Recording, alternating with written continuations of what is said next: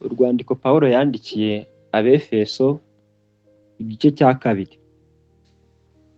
Namwe yarabazuye, mwebwe abari bapfuye muzize ibicumuro n'ibyaha byanyu, ibyo mwagenderagamo kera, mukurikiza imigenzo y'iyi si, mugakurikiza umwami utegeka ikirere, ari we mwuka ukorera mu batumvira.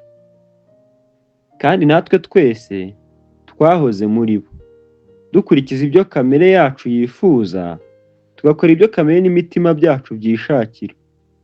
Kandi ku bwa kavukire yacu twari abo kugirirwa umujinya nk'abandi bose. Ariko Imana kuko ari umutunzi w'imbabazi, yaduhinduranye bazima na Kristo. Kubw'urukundo rwinshi yadukunze, ubwo twari dupfuye tuzize ibicumuro byacu, ubuntu nibwo bwabakijije.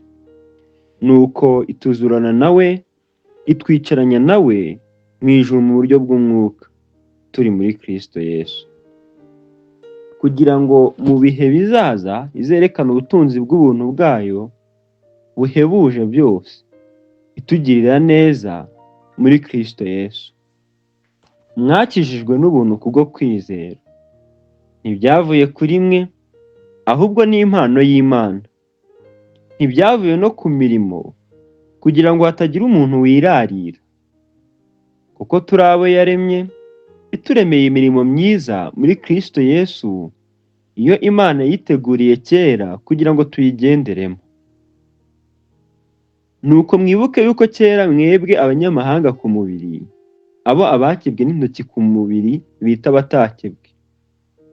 Mwibuke ko icyo gihe mwari mudafite Kristo, mutandukanyijwe n'Ubwisirayeli, muri abashyitsi ku masezerano y'ibyasezeranijwe, ari nta byiringiro mufite by'ibizaba, ahubwo mwari mu isi mudafite Imana rurema. Ariko none, kuko muri Kristo Yesu, mwebwe abari kure kera, mwigijwe hafi n'amaraso ya Kristo.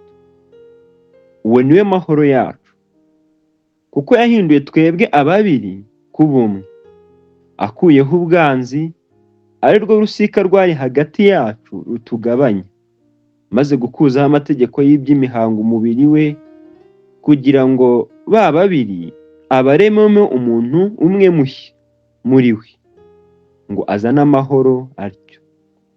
Kandi ngo bombi abagire umubiri umwe, abungishe n'Imana umusaraba awicishije bwa bwanzi. Yaraje ababwira ubutumwa bwiza bw'amahoro, mwebwe abari kure, kandi abari bugufi nabo ababwira iby'amahoro. Kuko ari we uduhesha uko turi amaharakubiri, kwegera Data wa twese turi mu mwuka umwe.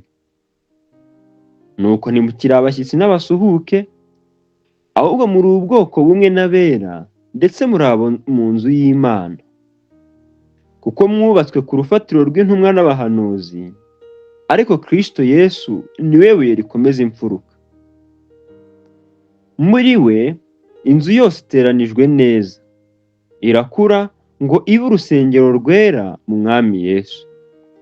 Muri we namwe murubakanwa, kugira ngo mube inzu yo kubabwamo n'Imana mu mwuka.